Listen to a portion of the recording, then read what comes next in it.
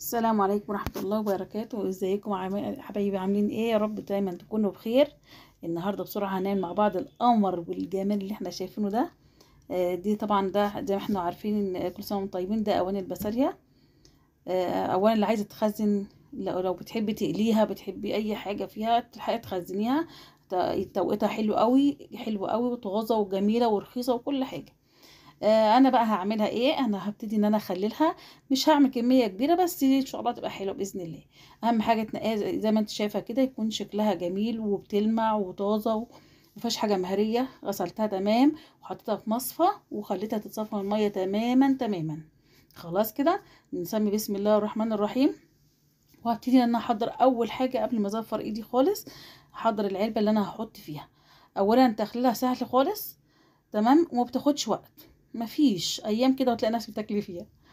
اللهم صل وسلم وبارك على سيدنا محمد وعلى اله وصحبه وسلم تسليما كثيرا. هبتدي احط الملح، تمام، يعني دول تقريبا حوالي 3 معالق كبار. خلاص، 3 معالق كبار على كيلو بصل. خلاص كده، ده بالتقريب، بس انا عشان عارفه انا بحط ايه، بس انت ما تزوديش عشان هتبقى يعني تديكي اللي هو مش مالحه قوي، هتبقى ملحتها حلوه. انا حاطه معلقه شطه، طبعا في حاجات كتير قوي تقدر تستغنى عنها. حاطه معلقتين كده، لا معلقه كبيره، نقول بلاش معلقتين، معلقه كبيره كده بابريكا، بس عشان انا بحب لونها يكون محمر، مش بحبها بيضه. دي تقدري تستغني عنها لو انت حابه. حاطه معلقه شطه صغيره، ومعلقه كركم صغيره، ومعلقه نفس الكلام معلقه بابريكا. تمام. تقدري تستغني عن البابريكا لو انت بتحبيها لونها ابيض. انا بصي هتلاقيني زودت شويه بابريكا، انا بحب لونها يكون محمر شويه. خلاص كده، هي مفيش اسهل منها، مفيهاش اي افتكاسات. انا هزود حاجه بسيطه وهقول لك ايه دلوقتي عليها.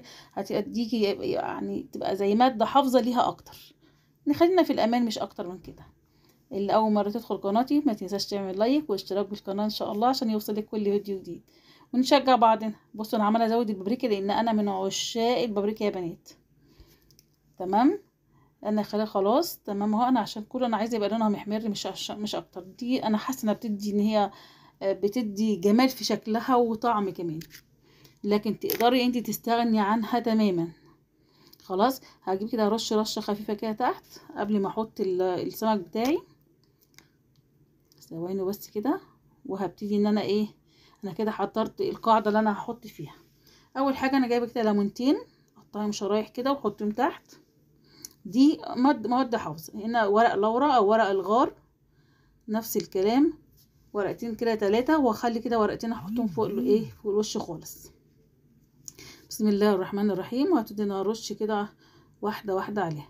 هي مش كتيره، الملح مش كتير زي ما قلت لكم. انا دقتها بعد كده لقيتها ان هي ملحها حلو جدا، بالعكس ده ملحها يعتبر ضعيف، لان ده اولا ملح ناعم، تمام، وثانيا انا برش رش خفيف، لكن اللي مديه الكميه الكبيره ان هي لون البابريكا مديها حمار شويه، لكن الملح مش كتير. خلاص كده اهو. وبرضو انا مش هحط الملح كله، خليكم معايا وشوفوا في الاخر. ماشي، انا بحاول ان انا ما اقلبش بايدي لان هي مش بتستحمل. انا اديتها بس تقلبتين كده خفيف خالص خالص. هتحطي كده، ولو لقيتي حاجه ناقصه ملح بصي ما تقلبيش، بقوم رشه خفيفه كده. اهم حاجه ما تقلبيش لان هو البسله مش بتتحمل التقليب خالص. بصوا كده، يعني انا لقيت دلوقتي جزء ابيض اهو، ممكن اخد له كمان رشه من فوق. بصوا اهي، بوريها لكم. واقوم رشه كده خفيفه كده، بس عشان انا مش عايزه اقلبه ولا عايزه اهريها، هي مش بتتحمل. خلاص كده يا بنات. خلاص انا غطيت كل الوش بتاعها بجزء من الملح اللي معايا. واقوم حاطه ايه، ورقتين اللورا اللي معايا الباقيين حطهم على الوش. ولازم بقى دي الخطوه اللي جايه دي ضروريه جدا جدا في تخليل البسارية، بس ان انا لازم احط عليها على وشها من فوق زيت. بعد كده اي تخليل اي سردين او فسيخ او كده مش بنحط. تمام. تحطي لي كده بتاع برضو معلقتين 3 كبار من فوق حسب الكميه اللي انت عاملاها اهو. خلاص. احلى ما فيها بقى ان انت هتقفلي فيه، هتقفلي. انا حاطه طبعا الكيس ده للحمايه عشان انا مش بحبها ان انا ازفر العلبه بتاعتي. هتقفلي كويس قوي قوي قوي وتخرجي الهواء كويس منها. بسم الله الرحمن الرحيم. بصي اللفه دي تلفي، اهم حاجه الكيس تطمني ان ما فيهوش هواء، وتقعدي تلفي فيه كذا لفه ورا بعض علشان ما يسربش هواء. ايوه زي ما انا بعمل كده. كل واحده تقول اللهم صل وسلم وبارك على سيدنا محمد. اللهم احسن ما بين ايدينا يا رب، ويديمها ناعمة علينا. خلاص كده ربطتها تمام واقوم مغطياها. عايزه اقول لك بقى انا ممكن اسيبها على كده مفيش اي مشاكل خالص، بس انا دايما الحاجات دي اما امنع عنها الهواء تضمني نجاحها 100%. فعشان امنع الهواء لازم هعمل بيها بالاسترتش، اغطي العلبه خالص خالص، تلفيها بالاسترتش بتضمني ان هي كده ايه مش هيخش لها هواء. بالظبط هتقعدي 5 ايام تمام وتفتحي عليها. مفيش اسهل من كده ولا اسرع من كده. هي ما بتتحملش وفعلا بتبقى زي الفل. خصوصا يا بنات والله العظيم انا سالت يعني ايه، يعني عارفين يعني ايه نجيب بسله ب100 جنيه؟ والله العظيم انا سألت، هي حرام يعني.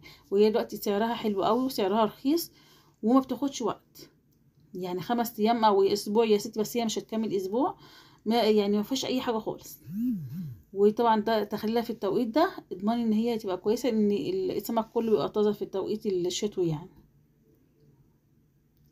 وانا ان شاء الله انا عملت معاكم قبل كده السردين كذا مره، ان شاء الله هعمل لكم برضه سردين ان شاء الله تاني، ونعمل فسيخ بتاع العيد باذن الله. ربنا يا رب يبلغنا رمضان على خير ان شاء الله يعني. خلاص كده طمنت اهو، قفلتها وهركنها في مكان طبعا ما يكونش طبعا حر ولا يكون فيه شمس، يكون مكان كده درجه حرارته كويسه، و5 ايام وهرجع معاكم ان شاء الله ونفتح مع بعض. انتظروني. كده تمام قوي، لا عدت بسرعه. نسمي بسم الله الرحمن الرحيم، بس عشان انا بمسك التليفون بالايد التانية.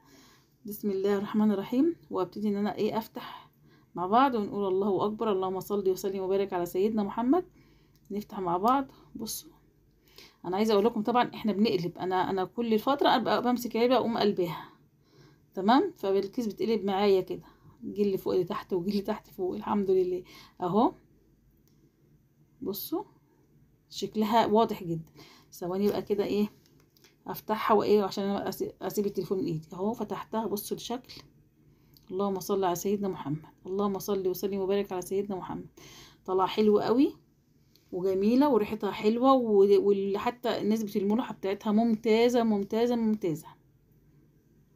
هطلع لكم كده شويه في طبق ونشوفهم مع بعض. وحقيقي انت مش ناقص غير ايه رغيف وليمونه معاه. يلا تشجعي، رخيصه زي ما قلت لكم، هتنفعك في اي وقت خالص. احيانا كتير بتهف على نفسنا كده حاجه زي كده.